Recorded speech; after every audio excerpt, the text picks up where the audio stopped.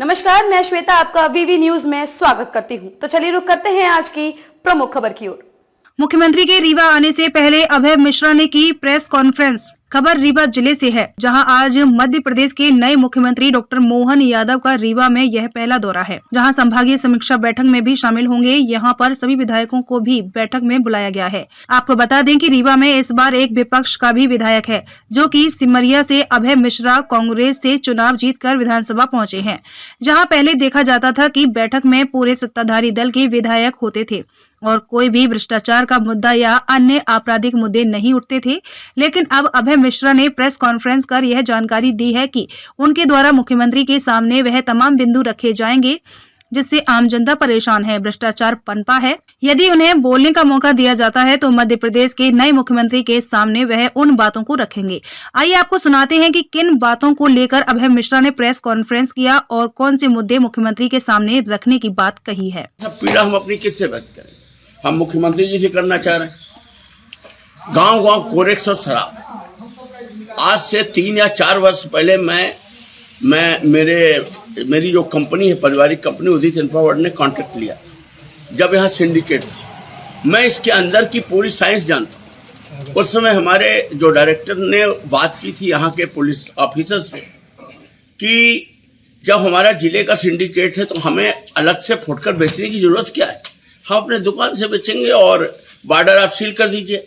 Police के अफसरों ने कहा नहीं, 20 वर्षों से पैकारों का सेट सिस्टम है और उनको नकारा नहीं जा सकता। एक एक गांव में 5-5 पैकार हैं, वो सब 10-10, 15-15 हज़ार रुपये हमें देते हैं और हमारा वो कोरेक्स और पैकारी का 6-6 लाख 8-8 लाख रुपए का कलेक्शन है। हम उसको नहीं रोक सकते और अगर हम आपकी बात मानेंगे भी तो वो दूसरे जगह से ले आएंगे और उसका नुकसान होगा। यानी पुलिस ही नशा करा रही।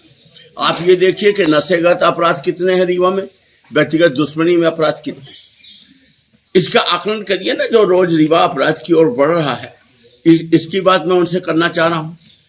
अभी यहाँ फर्जी बैंक गारंटी में शराब के कॉन्ट्रैक्ट हुए थे, जिसमें 2-3 महीने फर्जी बैंक गारंटी में कॉन्ट्रैक्ट चले।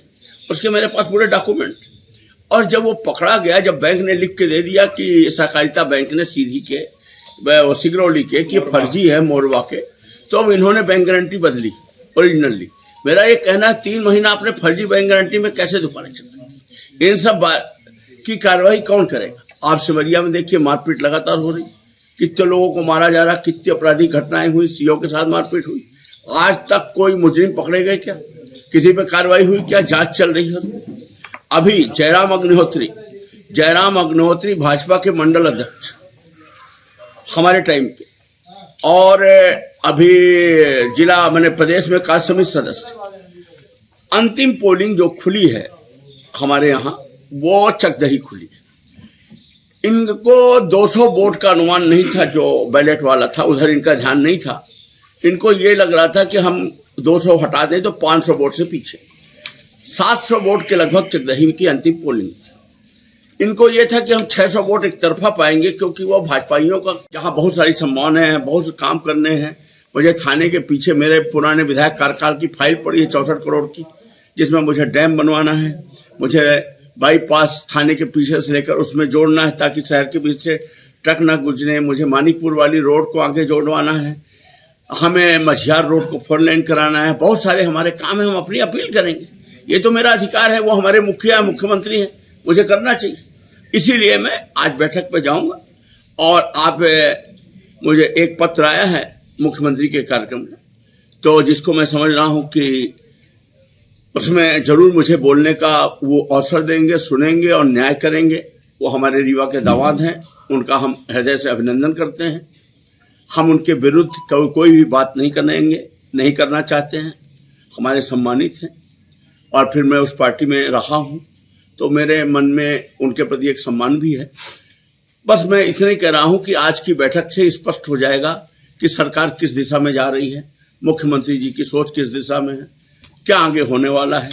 क्या यहाँ पर वो उस जमाने में जब पंडित श्रीनिवास तिवारी जी का राज था कि 51 जिले का कोई और, एक जिले का कोई और मुख्यमंत्री होता था, उस टाइप से वही सब चीजें चलेंगी। हाउसिंग बोर्ड में पिछले 10 वर्षों में केवल 2 ही बदले, आर.के. सिंह, बी.के. सिंह और अनुज प्रताप सिंह। यही 10 वर्षों में पूरा खेल हुआ। और जो बीच में 2 आए हैं वो 6-6 महीने में भगा दिए गए। 10 वर्षों में टेंडर फिक्सिंग। यहाँ पर जो ये जयस्तंभ के बगल में वो जो कर्नल बलवंत सिंह ने जहाँ से पहला भारत भ्राता अखबार निकाला था, गवर्नमेंट प्रेस, जहाँ पत्रकारों के लिए वो होना चाहिए था, कोई भवन बनना चाहिए था, और वहाँ बेमतलब की कौड़ियों के भाव में उसको लुटा करके वहाँ माल बना दिया गया। उसको मैंने पहले विरोध किया था। उस टेंडर को फिर मैंने डालने का बहुत प्रयास किया, कभी सर्वर नहीं। उम्मीद है कि वो नए हैं, उनको पूरी जब जानकारी होगी। पोषण आहार आपको मालूम है नगर निगम में रेडी टू ईट आज तक किसी स्कूल में बढ़ता है, आपको पता है क्या? कभी आपने सुना है कि नगर निगम के घोघर स्कूल, फलाने स्कूल या कहीं रेडीमेड खाना आता है? आपको पता है क्या? नहीं पता ना। इसका भुगतान होता है जिला पंचायत। जिला पंचायत में मैंने इस फाइल को पकड़ा था चुपचाप, बड़े उससे जिला पंचायत से भुगतान होता है, एजेंसी वहां से फिक्स होती है, और जिला पंचायत वालों को मतलब नहीं, क्योंकि ग्रामीण क्षेत्र का है नहीं भुगतान, वहां से 6 करोड़ रुपए साल हो रहा है। एक माफिया टाइप का काम कर रहा है, जो अधिकारियों की चूरन चटनी पूरा उसी से चल रहा है। और नगर निगम वालों को यह है कि हमारे यहाँ से भुगतान नहीं है, तो उनको मालूम है नहीं। इस तरह से इसी तरह पोषण आहार में जैन बंधु 10-12 वर्षों से मोनोपोली है।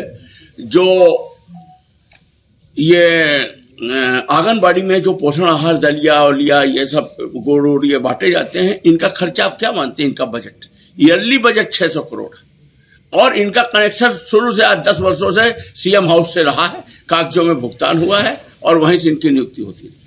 पोषण आहार कभी नहीं मिला। ये सब बातें मुझे रखना है। फीडर सप्रेशन में जब हमारे विधायक जी, माननीय मंत्री जी बिजली मंत्री थे, तो यहाँ कितने फीडर सप्रेशन, आज तक एक भी फीडर बता दे कंप्लीट हुआ हो? सब छोटे छोटे कॉन्ट्रैक्टर सब भग गए। 3000 करोड़ का घोटाला है, उसका कोई जांच करने को तैयार नहीं।